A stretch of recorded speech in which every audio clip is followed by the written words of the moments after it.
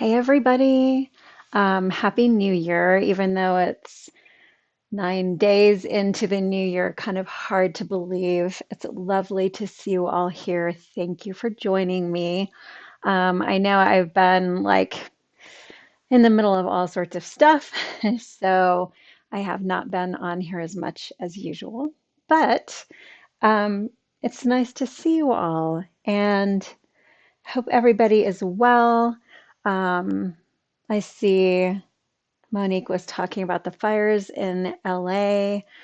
I second that. I'm sending all the best out to everybody. Fires are terrifying, and I hope that they're able to get it under control. I see everybody from all over.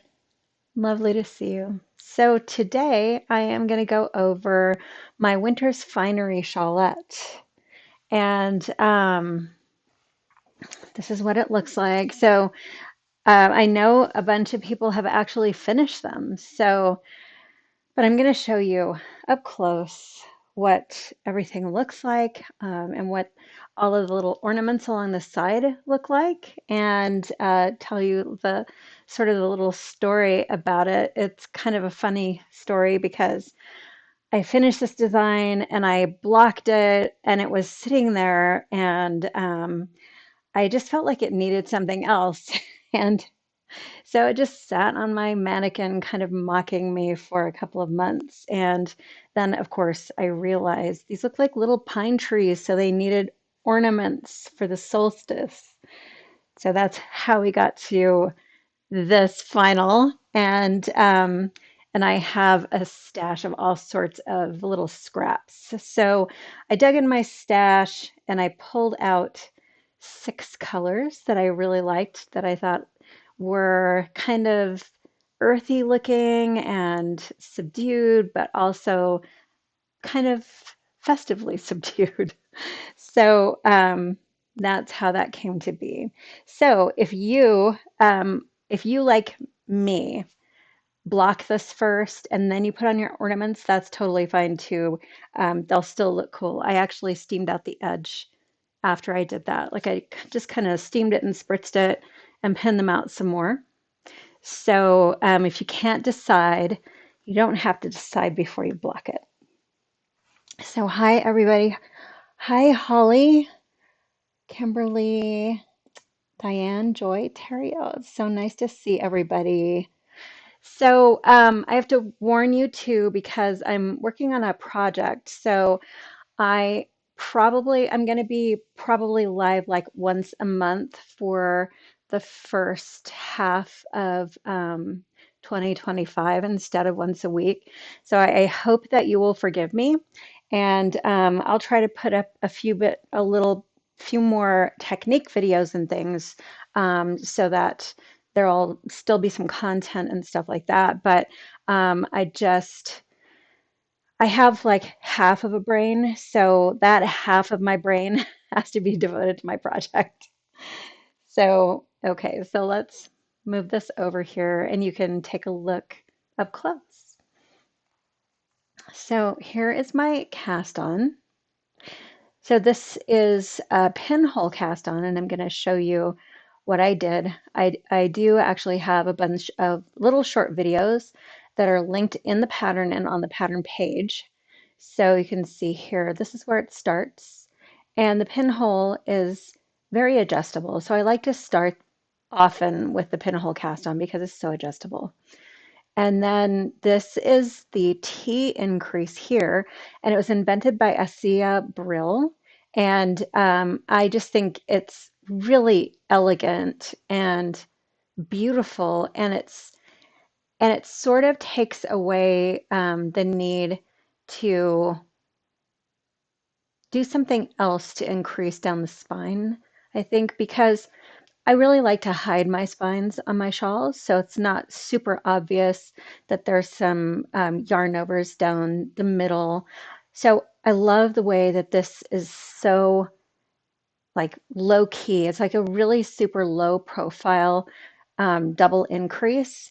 And I think it mirrors a double decrease better than any other double increase that I've that I've ever seen. So, and the way that she accomplishes it is really elegant. So you can do the same thing. I've seen people do basically this type of structure with the twisting of the stitch one way and then of the other way.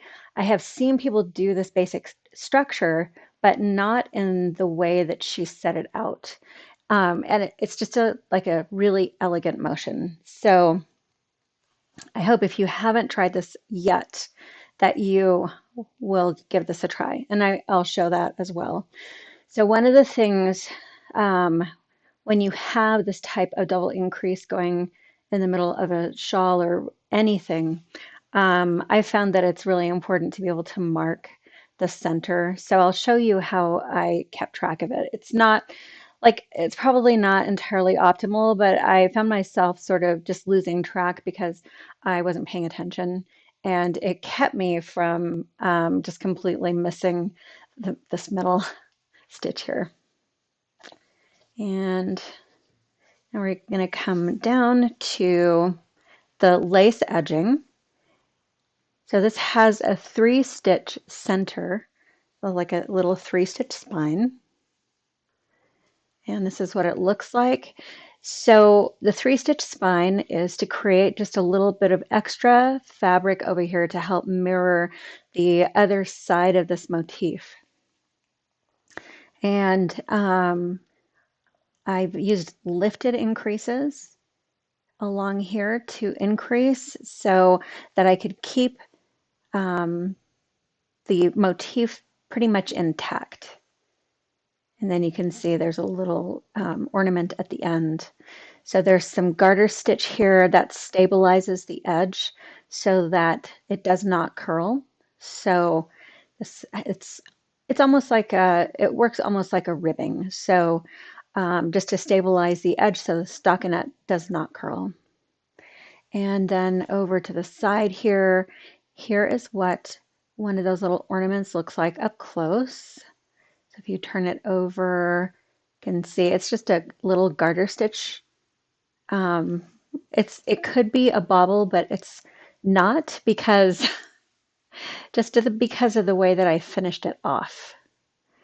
So there's also a little video that shows how I did all of these. So I tied the yarn tails and sewed them up through the top of the bauble, and then I just clipped them. So this is non-superwash that I used, but even with a superwash, if you sew it up through the bauble, you're going to find that it will stay put pretty well because you're not going to be like tugging on these or doing anything particular to them. They're just little ornaments, so there isn't going to be any friction to sort of set those ends free. So you'll be good. Let me see. Oh, look at people are saying hello from everywhere. It's so nice to see you guys. So I did not say this up front, but if you have any questions or anything, just ask in the comments and I will answer your questions. So this on the side here, this has an Icelandic bind off. So you can see what a really pretty rolled edge that gives you. And I used a larger needle on the Icelandic bind off so that I could stretch out the edge of this. So this is only one skein and it's Arcane Fiberworks. I love the color variation in it. It's fairly simple because the yarn, I think, does a lot of the work. So it looks to me like a pine forest in a snowstorm. So I love the way that looks. Pine forest in a snowstorm with little ornaments on the end. Okay, so let's take a look at the pattern. This is probably going to be a little bit of a shorter live today because I'm just going over my pattern. And then if you have any questions or anything like that, just let me know. And as I go along, I can answer everything. Okay, so this is, like I was saying, it's one skein. However, if you want, you can actually expand this. So you can work more of an edge on it. So let's just take a look here. 2, 3, 4. Okay, so we have here a 12 stitch repeat right here. And then we have up at the top here, there's 1, 2, 3, 4, 5, 6, 7, 8, 9, 10, 11. Okay, so this is set up so you can actually work it again, which can be fun. So if you want more lace on there, you can actually work this chart again and you'll be fine. Okay. So as always, these days, I used to have a different pattern format, but now I give you just sort of a synopsis of everything that's happening in the pattern. And then on the second page here, you'll see all of the symbols that are used in the written instructions right in this area here. So if you're confused about how the repeats are marked, you can just take a look here and see that whole scheme and how it's set up. And here are all my abbreviations and techniques. So anytime you see anything in the written instructions, you can find it here. And over here, here's some Icelandic bind-off instructions. And I also have the video links in here. So there's the pinhole cast on the Icelandic bind off, the T increase, left and right lifted increases, and the edging ornament. So the edging ornament is like a special, specific one just for this pattern, but I did put it in there like a teeny tiny tutorial. And here we have the key to the chart symbols. So the charts on here, let me turn this over like this. The charts on here only show the right side rows. So you are going to, these are only the pattern rows, and each of these rows will be worked from the right to the left, and in between each of those rows, you are going to want to work the wrong side row here. This is the wrong side chart, and you are going to work it from left to right, and this looks a little odd here, but I will explain this in a moment. So this goes from left to right. And I see actually Joy just asked that same question. So we're on the same wavelength. Anyway, this is correct. So with this type of increase with the KFB, you're going to have the increase is going to show up on your knitting is going to show up to the left of the stitch that you just worked. So when you do it on the starting edge, you're going to have the increase in between those two stitches. And when you get to the end here, when you do the KFB and then the knit one through the back loop, you're also going to have that stitch show up in between those two edge stitches. So it's important to work it from left to right. So you want that increase to end up in between the two stitches. If you don't do that a few times, it won't be a big deal, but the problem can come if you are actually mirroring this, excuse me, the way that it looks here. So if I had a KFB on both outsides, one side would be much stretchier than the other side, and it could end up like a longer side.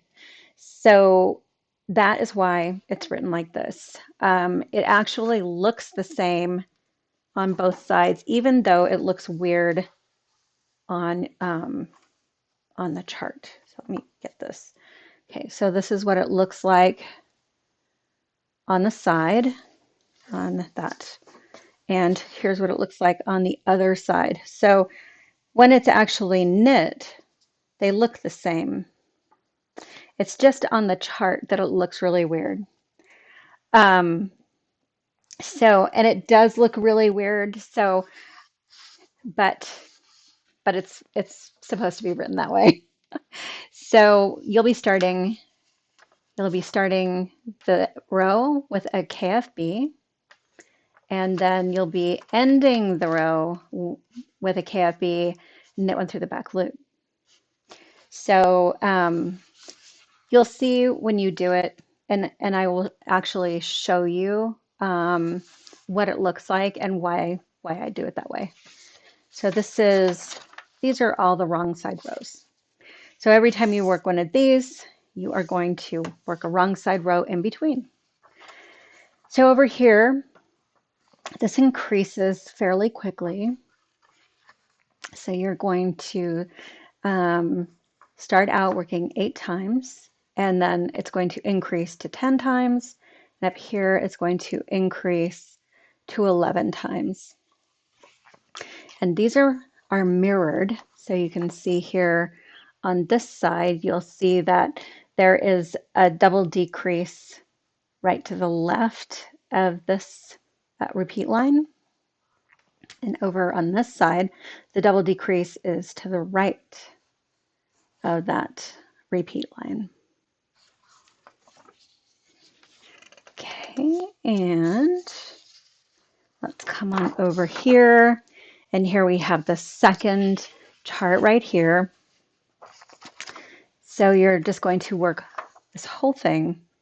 After this entire chart is finished, you'll be binding off on the right side. So once the chart is finished, we're just going to go back, and you can see here. So we're going to bind off on the right side after the last wrong side row on chart B. And once that is all finished, you can either decide immediately that you want to add ornaments, or you can do what I did and block it and notice that it's missing something and then add it later. And then here we are with the edging ornaments. One thing about the ones that I did, mine were just a little bit heavier than the yarn that I used for the shawl. The yarn I used for the shawl is a fingering weight, and my ornaments are a sport weight. So you don't have to do it that way, but you want it to be fairly similar to the weight of the body of your shawl. Okay. So I am just going to say this because someone might be watching who has never used charts or knit lace before.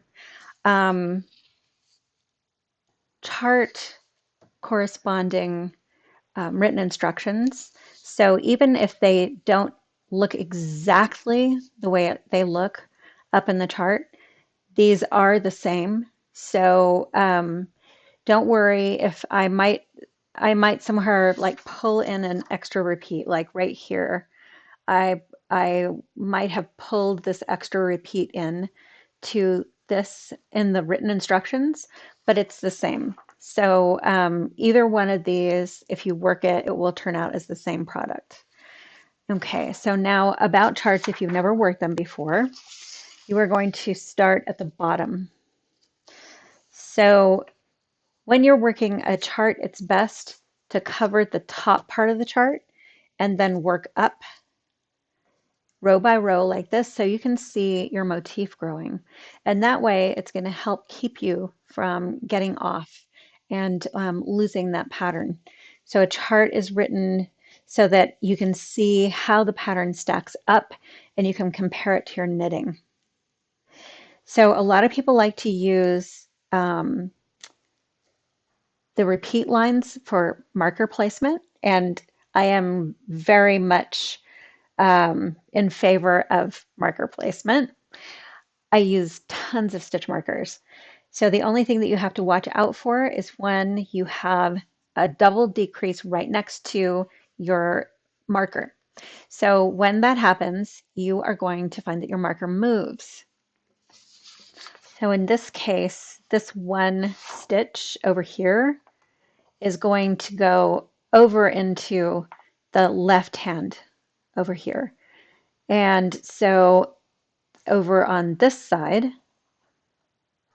the one stitch over on the left is going to come to the right. So take a look at where your double decrease ends and the stitches that lead into it. So this is where a chart is really handy because you can see where things are supposed to end up. This takes 3 stitches. Here are your 3 stitches. You can see here that one of them is in a different repeat. So you have to move it over. Okie dokie.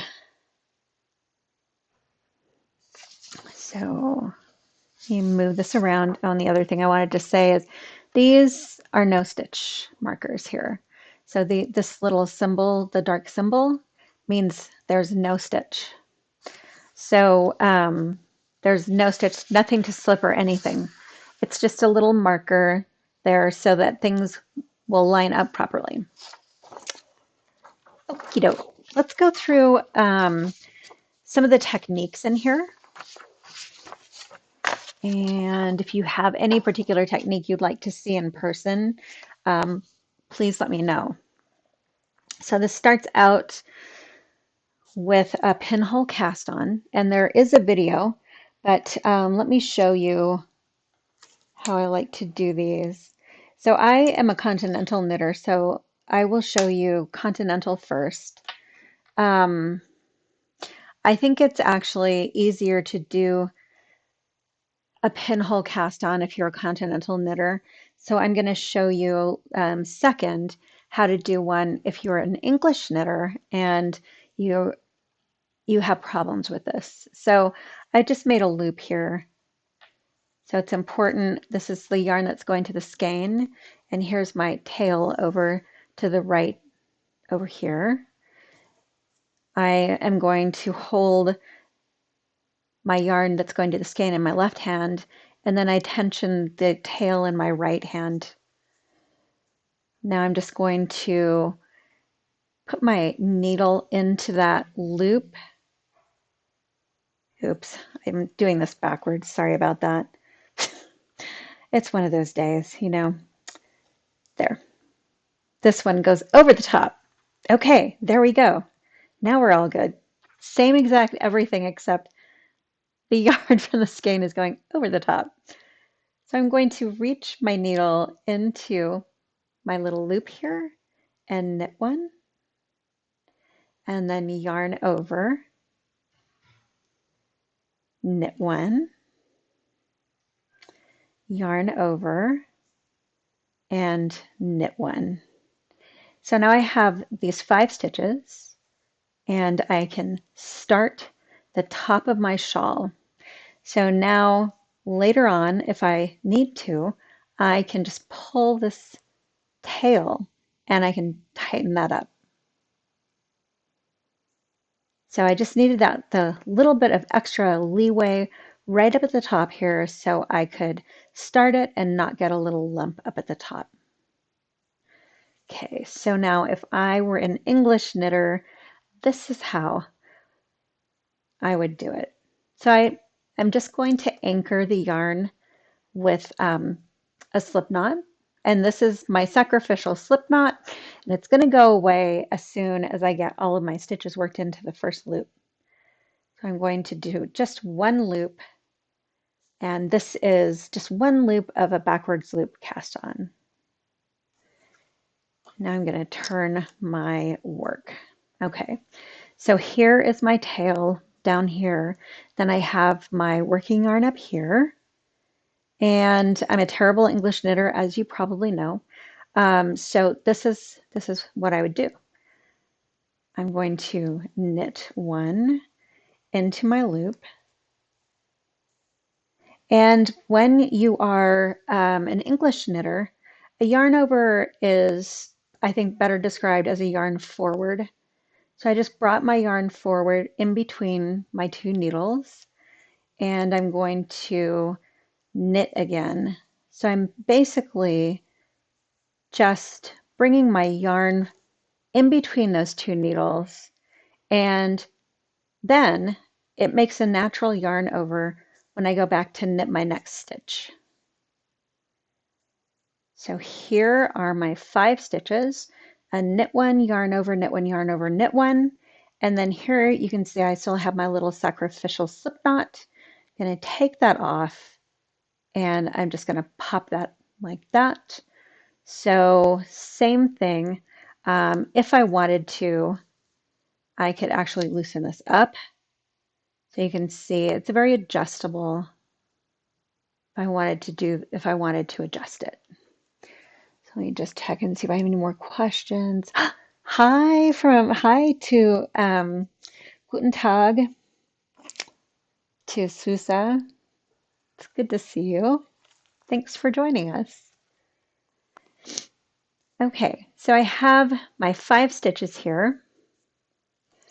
And now I am going to turn over and I'm just going to start my first bit of the shawl so you can kind of see what's going on. It starts with a KFB.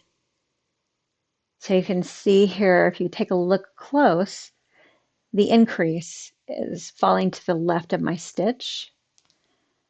And now I am going to knit one through the back loop and purl one.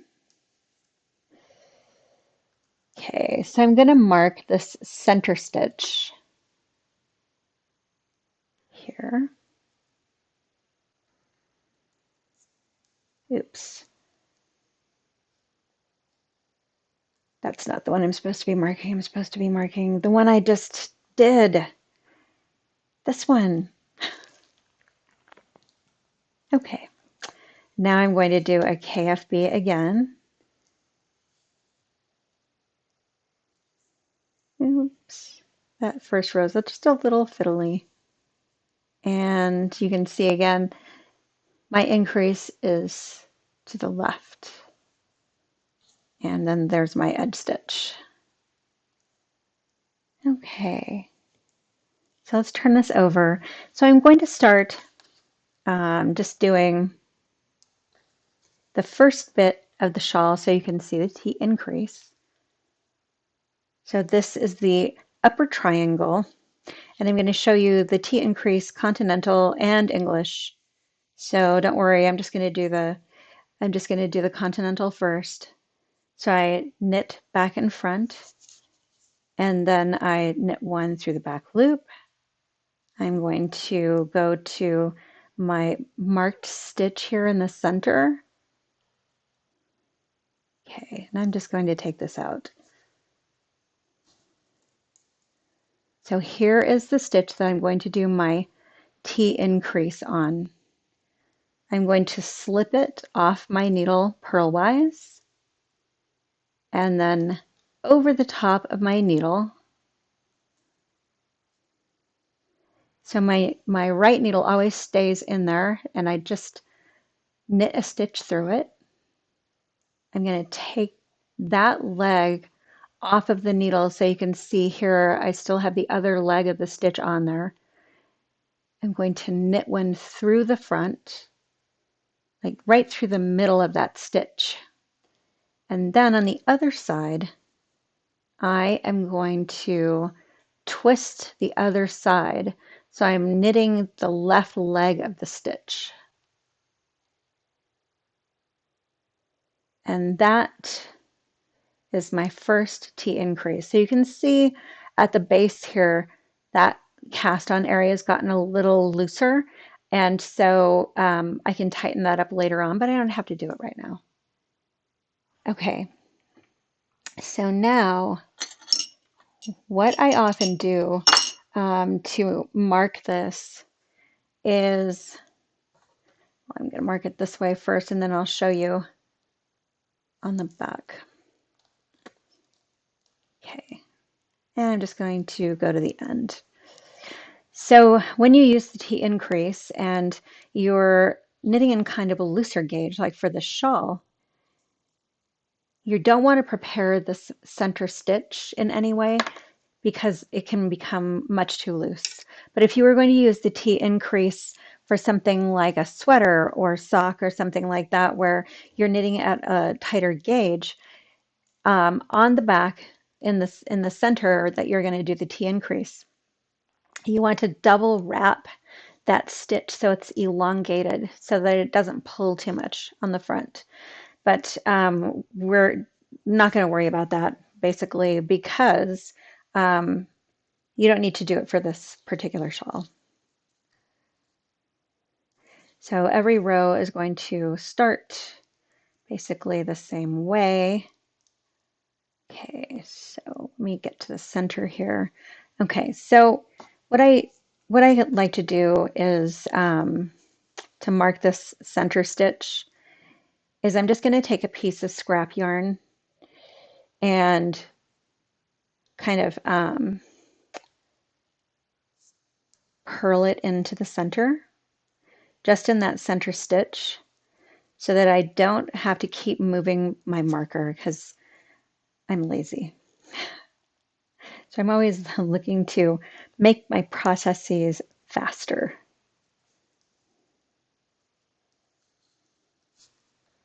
Okay, and as I go, now I can remove my pen and I will show you what the T increase looks like English style, but I'm not going to knit English style until I get there. Okay, so here you can see that's all nice and marked. Let me move this around here. Okay, so I'm not going to work anything into this waste yarn. I'm going to slip my stitch like I did before and put it on top over across my needle. I'm going to knit my stitch. Oops. See what I mean? I'm a terrible English style knitter. Okay, gonna knit my stitch.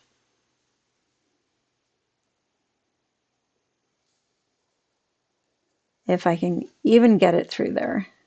I keep splitting my yarn. Okay, there we go. Gonna pop that right leg off and then into the middle here.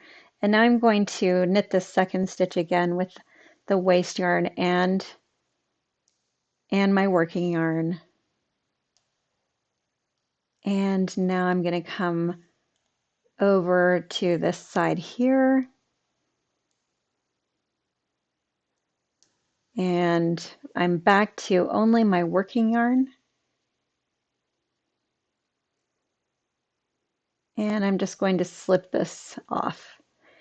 So basically, if you just keep doing that, just knitting the center stitch with your waste yarn along with your working yarn, you won't get it too worked into your fabric and it'll be really easy just to pull it out.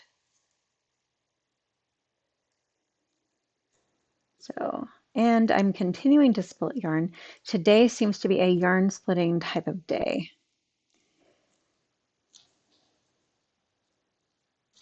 Okay, so here we are so far.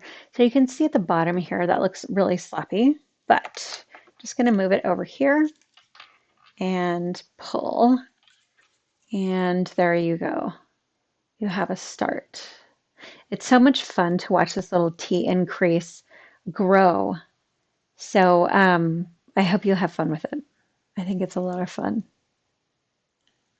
Okay, so let's see what other fun things we can dredge up here. So one of the things also in this pattern is we have lifted increases. So a left lifted increase and a right lifted increase. And I think that they can be a little challenging. So let's sort of take a look at that. So a lifted increase is going to look like, let me get the chart here. So these are the lifted increases in the center here. And that is to just make the motif look nicer, kind of not to disturb anything. So if you take a look in here, you can see the increases in here. It seems to kind of just grow out of the spine here. So that is what I was looking for. Okay, so let's do continental first. Um, so these are lifted increases. So to do a left lifted increase, and the left lifted increase is one where the increase shows to the left of your stitch that you're using as a basis. So you've already worked this stitch here. In this case, I knitted it. So I'm going to turn over and I have a purl bump right under the stitch I just worked. And then one down here, I have another purl bump. And this is the purl bump that I want. It's the second one down because this first one is one I just made. So I want this one right here, two down. So I'm going to take my left needle and bring it around to the back here. And I'm just going to put it through the second stitch down from back to front and then pull that purl bump onto my left needle. So now you can see here that it is right leg in back and left leg in front. So that means I'm going to knit it through the back loop because I don't want to twist this. So here is my increase to the left, and here is my original stitch. Okay, so when I do a right lifted increase, my increase is going to appear to the right of the existing stitch. So here's my stitch right here. And in this case, I'm going to take the purl bump that's right underneath that stitch because I haven't worked the stitch yet. So I'm going to take my right needle and go from back to front through the stitch underneath the stitch that's right on my needle here. And I'm going to grab that purl bump. And I always like to just sort of use my fingernail or thumbnail to keep the existing stitch on my left needle as I put the purl bump up there as well. So here's my purl bump, here's my existing stitch. This one I can knit through the front loop because the right leg is in front and the left leg is in back. So here's my increase, and now I'm going to work the original stitch. So now I have stitch, increase, increase, stitch. So these two are the increases. This is the left lifted and this is the right lifted. Okay, so let's show that English style. So again, I want the purl bump, two purl bumps down. So my needle is going to come up through the stitch underneath the stitch I just worked. And I'm going to pull that purl bump up. So again, the right leg is behind and the left leg is in front. I'm going to knit this through the back loop. Okay, so I have original stitch, and here I have my increase. And then on to the next one. Again, it's going to be the stitch that's right underneath my next stitch here. I'm going to pull that purl bump up and stick it up onto my left needle. I like to keep these two separate with my nail. And now I'm going to knit this through the front loop. And that's my increase. And now I'm going to knit the stitch. So now again, we have stitch, increase, increase, stitch. So at first it looks a little bit messy, but as you start knitting, you'll find that it sort of just dissolves into the background and you won't see it as much. So they're very fun to use. I like to use them also for cables. So if you've ever done some of my pieces that have cables sort of appearing out of the background, you will see that I use this type of increase because it just looks, it makes the cable look like it just pops up out of nowhere. Okay, so, and I think the other big thing is my Icelandic bind off. So let me find a good, okay, I'm just going to use, instead of a double pointed needle, I'm just going to use the end of one of my interchangeables, which is totally fine. Whatever you want to use with it, it just needs to be a larger needle than what you've been using for your work. Okay, the Icelandic bind off is really beautiful. If you've never used it before, you are definitely in for a treat. So let me move this over a little bit.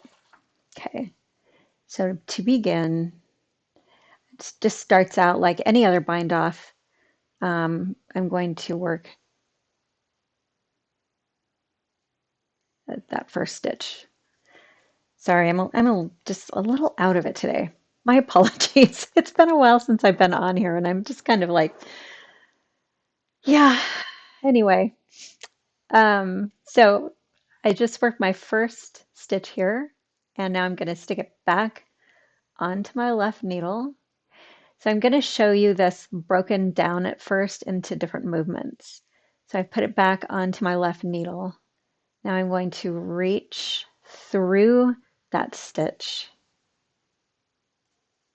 and knit the second stitch and pull it through. Okay, so here's how I like to do it. I don't like to take my needle out. I just like to always keep it in there.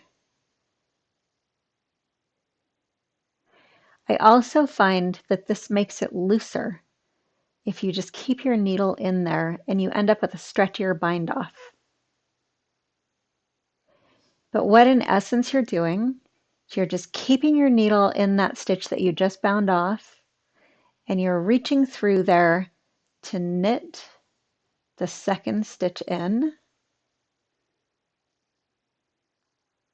and then pull it off your needle. So if I were going to do that English style, I would go in like this, reach through that stitch and knit it, and then pull it off my needle. I'm going to put it back on my needle. I got more than I bargained for there. So I'm going to stick it back on my needle, knit, and pull that stitch through, and these two come off. So you can see just this type of action is keeping it looser and stretchier. Let's put this back on and we can take a little bit of a look here. So this is what it should look like. It looks a little rolled. So instead of having a chain across here, you have just a little kind of a roll over the top. Okay, so Terry Miles asked, how do I store my needles? I store them around vases. So I store them hanging basically. So hanging around all sorts of things. I don't have like a really great system there. So whatever's handy, that's what they're hanging on the backs of chairs, around vases. I think I have a couple of around the base of a speaker. So yeah, I wish I could tell you something different. Okay, the one thing I forgot to tell you and show you, um, I want to show you how to work around markers when you need to work around a marker and you need to do a decrease around a marker. So I put a lot of this stuff on Instagram as well. Okay, so here we go. If I want to do a double decrease around this marker, so I am doing CDDs, otherwise known as S2K2Ps. I like to call them CDDs though, because I think S2K2P is really easily confused with SK2P. So I call them CDDs in my patterns. So it's a centered double decrease, which means this stitch right here, this one is going to be the center stitch. So I am going to, the first thing I'm going to do is take this marker here and scooch it through, because if I have two stitches of that CDD on the left side, that means that that whole thing is going to end up on the left side of the marker. So that's the easy one. And there's my CDD. It's ended up on the correct side of the marker. Okay, so let me show you the next one. Okay, so on the other side of the chart, you'll see something like this. The CDD is going to end up on the right side of the marker. So I'll show you in the chart here. So it's showing up on the right side over here, showed up on the left side over here. So because I am lazy, I do not like taking my markers out.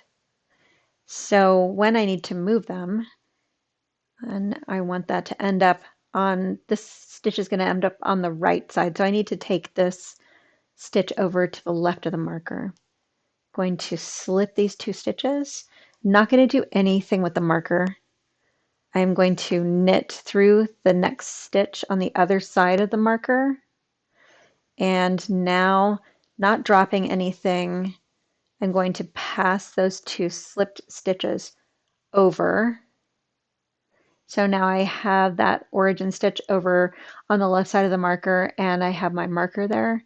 So I'm going to slip my needle through the marker and then slip that origin stitch off. So now I have my CDD on the right side of the marker.